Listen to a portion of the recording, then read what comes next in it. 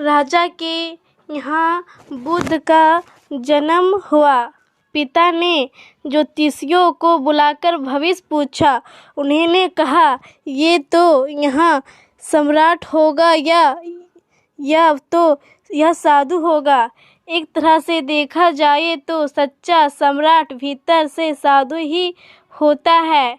जब ज्योतिषियों की भविष्यवाणी राजा ने सुनी तो वे घबरा गए कि मेरा बेटा साधु हो जाए, ऐसा ठीक नहीं होगा।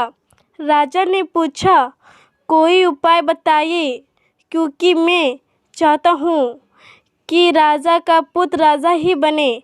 ज्योतिषियों ने कहा कि इसका लालन पालन वह पूरा जीवन बड़ी सावधानी में बिताना होगा, अर्थात आपका पुत्र सिद्धांत कभी किसी बूढ़े व्यक्ति को ना देखे, कभी किसी बीमार व्यक्ति को ना देखे और कभी किसी मरे हुए व्यक्ति को ना देखे।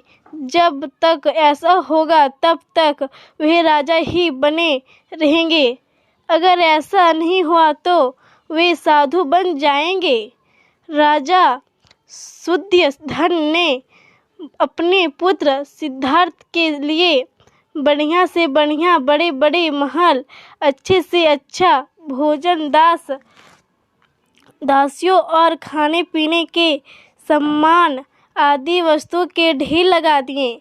पिता ने पुत्र को सुख सुविधाएं में इतना उलझा दिया कि उसे बाहर का संसद याद ही नहीं आया। शुद्धधन ने समझ लिया कि अब इतना सुखों के आगे साधु बनने का प्रश्न ही उपस्थित नहीं होता। वे निश्चित हो गए।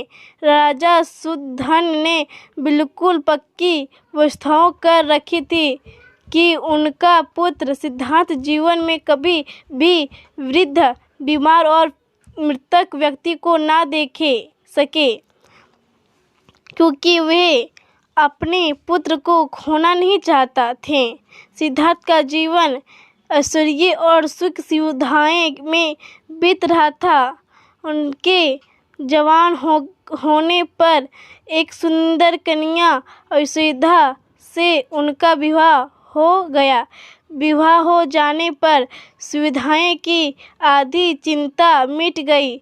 जब तो शादी हो गई तब कहा जाएगा, अब तो मेरा पुत्र बंधन में बंध गया है, अब उसके कहीं जाने का सवाल ही नहीं उठता। एक वर्ष बाद बेटा का जन्म भी हो गया। उसका नाम राहुल रखा गया। जब जन्म शुद्धधन को बिल्कुल पक्का विश्वास हो गया कि अब यहाँ कभी कहीं नहीं जा सकता। एक दिन सिद्धार्थ ने कहा कि पिताजी, आज तक मैंने कभी अपनी राजधानी नहीं देखी। आपकी आज्ञा हो तो आज देख जाऊं। आज की ने कहा, हाँ हाँ, स्वयं जाओ, अपना शहर देखकर आओ। एक सारथी को भी साथ में भेजा गया कि जाओ